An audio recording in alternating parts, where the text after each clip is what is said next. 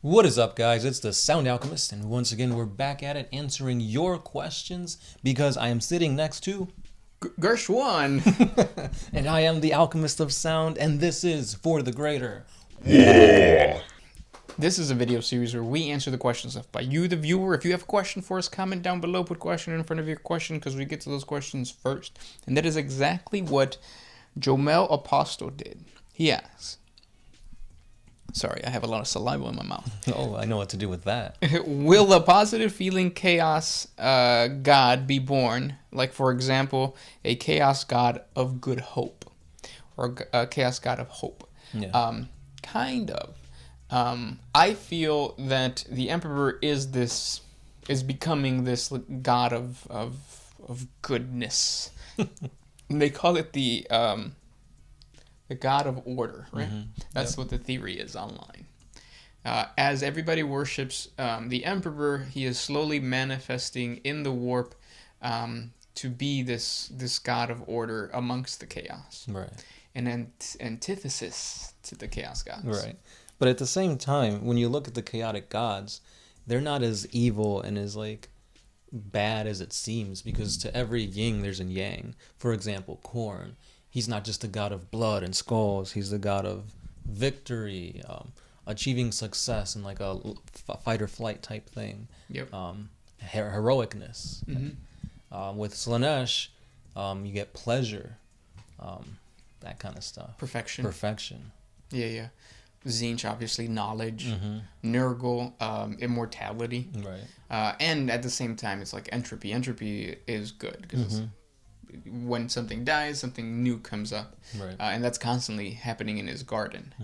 So yeah, that does bring up a good point. Like, good and evil are subjective, and the chaos gods are a perfect example of that subjectivity. Yeah. Yes, Inquisitor, we did say that. Yes. That's what the comments are all going to be. But yeah, I mean, besides that, there are minor chaos gods in the warp. But it's like... They also usually feed to the four. Or yeah, to the four. There's, like, you have, like, the god of, like, hopelessness, which, like, could feed to any one of the four chaos gods. And then we could talk about the fifth chaos god, which was the Mal. But I'm glad that they got rid of him. Having a renegade chaos god seems kind of like it just doesn't fit. Right. I mean, it'd be cool. Like, the artwork and stuff for it looks pretty cool. With, like this big, hairy, like, beast. And you have, like, the black and white Chaos Marines for it.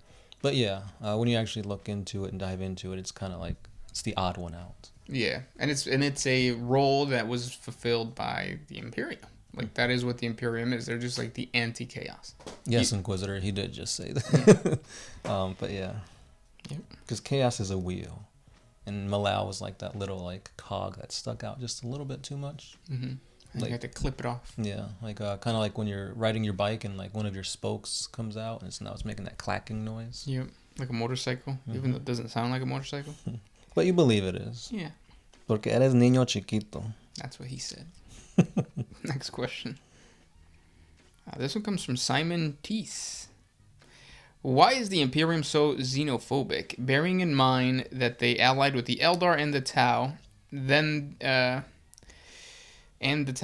the Imperium would be evolving, not stagnation, both culturally and technologically. That could be easily placed in current times. But yeah, a major factor for this is the Imperial Creed. Basically, they're preaching that religion is number one, essentially. You have to believe this, act this way, do this, or else you're going to get the Inquisition knocking on your door. And, yeah. Also, it's human nature to do that. Like, it's it's a very primitive and it's a very good tool for people to use, to use, like, this idea that there is an other that unifies a certain group. That's kind of what the Necrons did during the War in Heaven. They were fighting amongst each other, and then the Silent King goes, no, let's stop fighting each other, and let's fight the other, which was the old ones. And then they went. It's even happening today. Like, if you really look at it, like, we're all within our own little tribes. It's like, we are 40K players everybody, like the video game people, we have like a certain feeling to them, but it doesn't really exist. Right. It's like, like in school, you have the little cliques in every table, and it's like, well, I can't hang out with you. I don't want to be seen with you because you're this, you're that. I want to have this image. It's the same thing in 40K. Like you said, it's a human thing. Yeah. And then the big positive of that is that the Imperium is unified because of that belief of like burn the witch, kill the heretic. Yeah, all that good stuff. Good stuff. Yeah.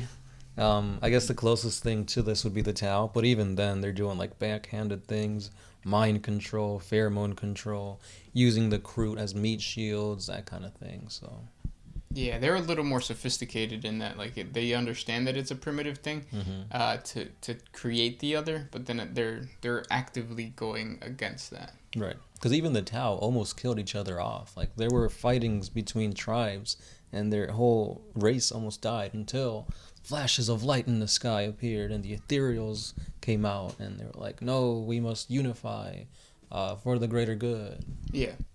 And also, like, because I do hear the comment that you said towards the end, like, wouldn't the Imperium advance technologically if they took, like, drones or if they took, like, Wraithbone and stuff like that?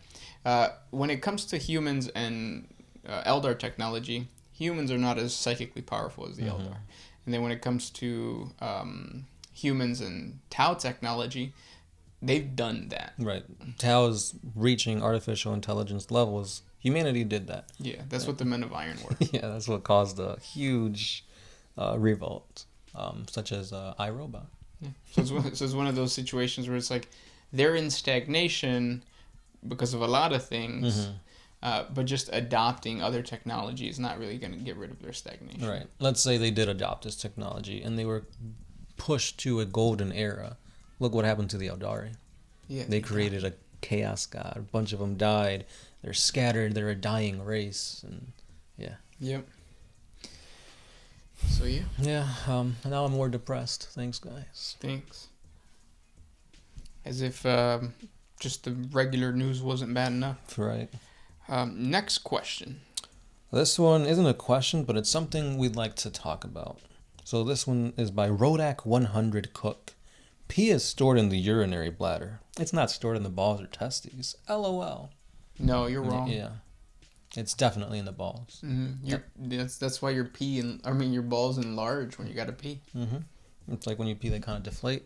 That's why it hurts so much when you get kicked in the balls, because the pee gets splattered into your body. And that's bad because then it starts like making your insides smell bad. That's why when you sweat and you wipe, you kind of have that little yellow residue. That's pee. That's pee. Trust me. I'm a doctor. Yeah, next question. Well, Jester Bob continues to say that pee is actually stored in the heart. One side of the heart is blood and the other as urine. So when the urine goes directly to the kidneys and it processes to the bladder, it's quite an amazing system. Well, that's only if you're a primarchs human. Yeah. Which we're not. Yet. We're gonna cross the Rubicon later. Is that the saying, or is it just No, they do say that. Oh, like, okay. They said like the Dark Angels chapter master Lazarus or whatever his name was crossed the Rubicon and he became a primarchs. Oh, okay. Yeah. Anime-san asks, is there anyone in the Imperium who is secretly following the Emperor's true message of science? The Space Marines. They're not secretly doing it. I mean, look at the Black Templars, though. They're not. Well, yeah, so you have those Outliers. chapters, that do believe that the Emperor was a god, and believe that the Emperor is becoming a god.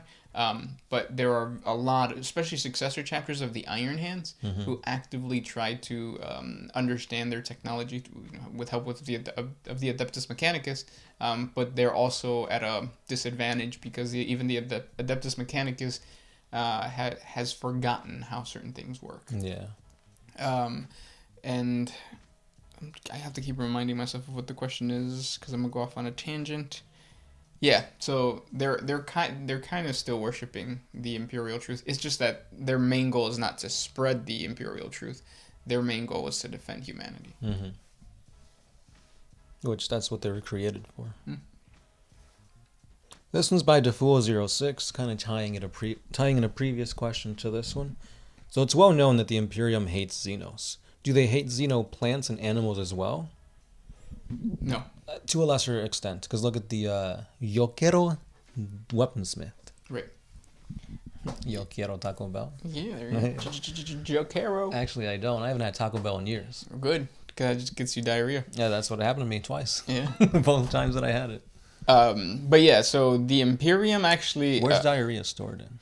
That one's stored... Oh, that's a good question. Probably in your butthole. I mean, that's why it's so wet, right? Because it's like outside of the body, it's constantly sweating and stuff. Yeah, that's why it's like it inflates sometimes, gets really red, and then you wipe and there's blood. Anyways, what was I saying? Do they hate Xenos animals and plants? Oh no, they don't. So like if a colonization fleet or if humanity reached a planet and then they find something there, they'll just they'll use it regardless of whether it's an alien creature. Right, minerals, natural resources. That's what the Groks are. The Groks are an alien species that now is farmed all over the Imperium. If you check out our 40 facts on the water worlds, I think they're called, or ocean worlds, something like that, ocean planets. But they have like there's different flora and fauna that is like farmed and captured and all that kind of stuff. And not just that, but when you look at the Imperium as a whole, humanity was started on Terra. And then look at all the planets that humanity inhabit. Obviously, we're the aliens upon these planets. That's true. So the flora and fauna of whatever pleasure world we're on, mining world, that's Xenos. That should be Xeno to human, but it's like flipped. Right. You get me, right? Yeah, for sure. Nah. Humanity is the Xenos to the Groks. Well, Right. maybe not the Groks, but yeah. Well, I mean, to them, yeah, because it's like, whoa, look at these guys. Like, Yeah, well, yeah. I'm just saying because now they're spread out. I don't even know where the Groks originated from. probably like Mike Deal's garage or something like that. Yeah. This one's by Billy Davis III.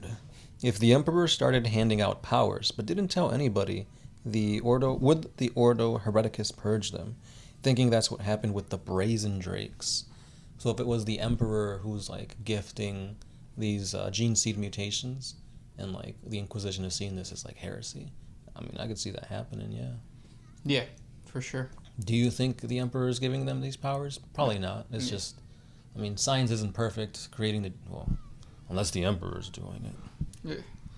Yeah. But yeah, science isn't perfect. Creating gene seed and creating space marines from gene seed like over and over and over again, you're gonna get imperfections.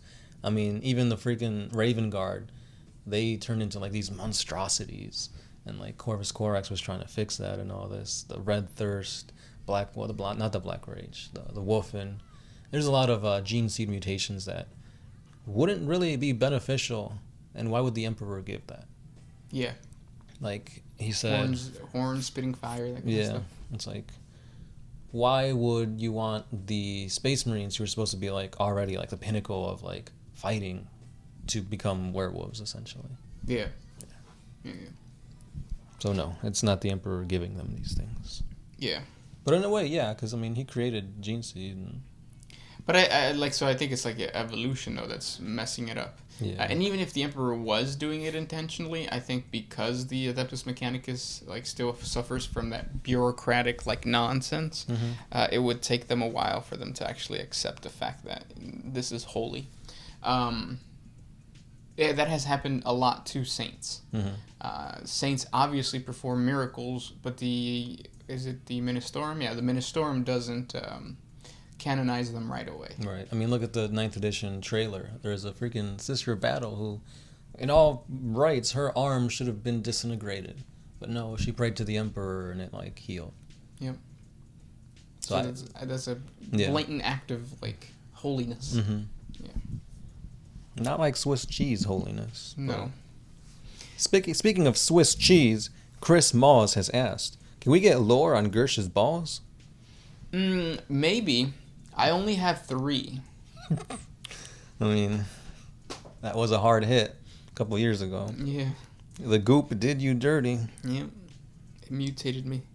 Next question comes from Brian Pagan. If I snort an orc spore, will he grow inside of me? Like a watermelon seed Yeah. from carpet mice? I mean, rugrats? Carpet mice? Yeah. That's funny. I don't think I've heard that. You probably wouldn't get an orc that, explodes out of your chest. I think you'd have a squig. The orc biology is so amazing, where it like somehow knows exactly what type of orcoid species is going to be born. I think it's cool. Yeah, it's like, huh, you thought you had pee in your balls? No, it was me, a grot.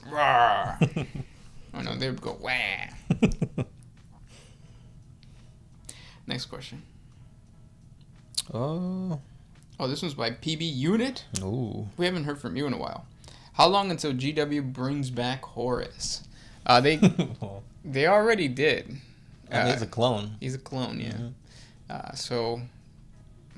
But I mean, that clone was killed by Abaddon. Yeah, but there's another one. Right. There's always others. Fabius Spile has so many. Mm-hmm.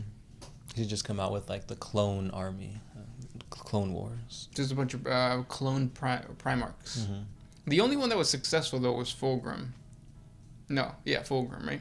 To a point. I mean, like he was loyal. right. Yeah. Which is interesting. Was there more to his question? No, just that. Pee is stored in the balls. Next question. This one's by The Seeker. Which demon Primarch do you think will play a major role? In this upcoming stuff? Right, because 8th edition gave us Magnus and Mortarion. 9th edition, I still think is going to give us 2 more. Hopefully, Lorgar and... Well, Fulgrim. I think Fulgrim. Well, yeah, Lorgar and Fulgrim. I would hope so. Yeah. I get disappointed whenever Games Workshop releases new models, though, except for Godskoll. Godskoll is pretty badass. But, like, I feel like Age of Sigmar has amazing models. Like, they just look beautiful. And then you think, like, oh, that would look like that would be a really good Fulgrim. Oh, that would be a really good Silent King. And then they bring out some bullshit like they did. And it's like, man, you're going to make these, what are they called? The Bone Reapers? Ossiarch Bone Reapers, yeah. That guy looks so badass. And then the Silent King's like, eh. Mm-hmm. And it's like almost the same sculpt. Like it's got the throne, you've got the 2 Shields speakers. and, Yeah. But yeah. I mean, just use that guy and replace him. You could, yeah, but I don't know. Oh yeah, we're replacing him with The Rock. I forgot. Oh yeah. This one comes from Josh Mendez. Can you say Strix is the best Space Marine? Strix. Strix is for kids. Silly rabbit. I mean, silly wabbit. Wabbit. Sometimes I have speech impediments, and I like saying wabbit because it gets me out of it.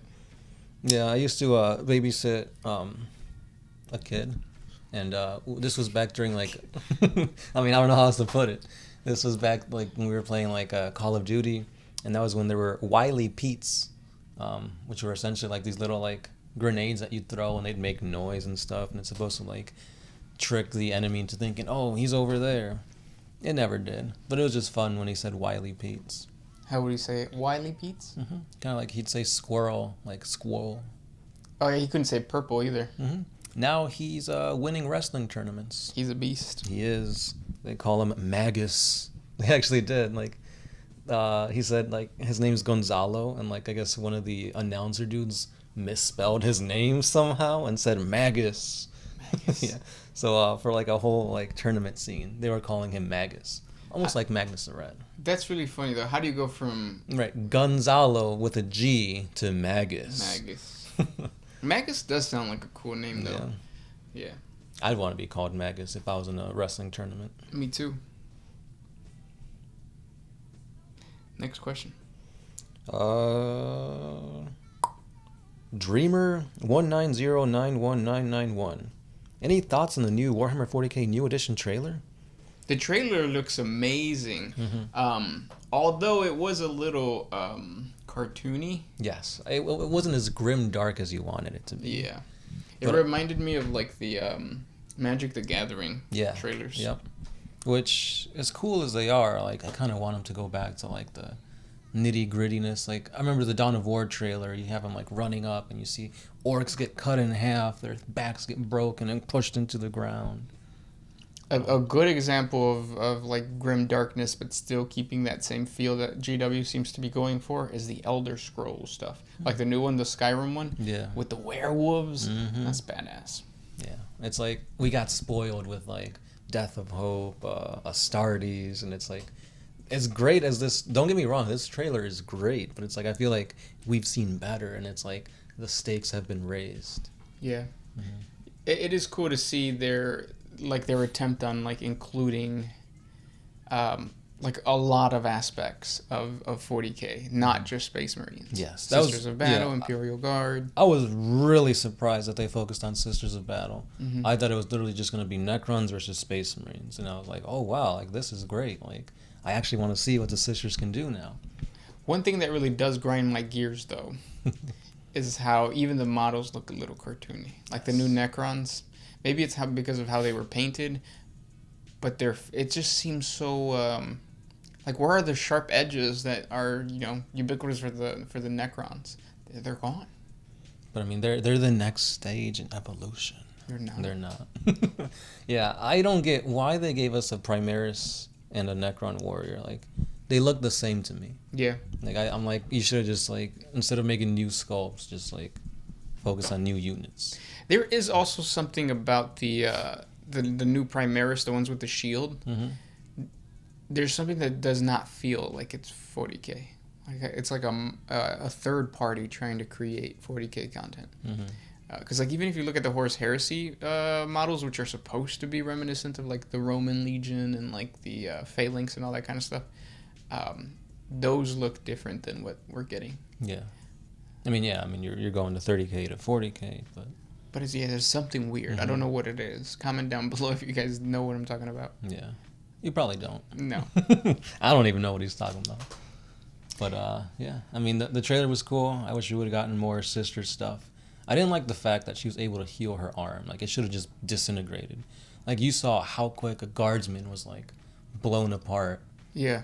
And it's like, she obviously got hit outside of the cathedral. She managed to walk in, look at her arm, and then pray, and then it was healed. Like, by then, it should have already been dust. So the reason for that, though, is with the Sisters of Battle, they have, I think they're called Rosarius. But that's just like a force field that comes up. Well, yeah, so, like, once the Gauze weapon, was it Gauze or was it? I'm pretty sure it was Gauze. Well, once the Necron technology, or the Necron bullet hit the arm, I think the force field probably absorbed the majority of it. Whereas, like, the same weapon hitting an Imperial Guardsman, which has no Rosarius, which is just disintegrated. But it's like you'd have to assume that, and, like, we didn't see that, so. Yeah. To the untrained eye, it's like, yeah. To the untrained eye. But that's why you gotta religiously watch our 40 Facts videos. Oh, the Rosarius did it. That's why she was able to make it in there. Yep. And that's it. I did like the scarabs, though. I didn't like the scarabs. The little scarab swarms, and it's like... Because, like, you never see scarabs, like... They were a really fun gimmick in the Dawn of War game. They were. Yeah, and then you actually see them doing something. But... I think that they need to do what they did in the Mummy, or the Mummy Returns. Oh, that they go inside your body? Yeah, and then, like, that would have been really cool. Like, if you saw, like, a scarab just inside her body. Whoa. I want to be that scarab. Shoot. Mm-hmm. Beetleborgs? But yeah, those were the questions for today. If you guys have more questions for us, please comment down below. I don't feel like we talked about Bridget B in this episode, so Bridget B. Yeah. But yeah. And that's the Sound Alchemist. Gershon. And we are afuera. Oh, if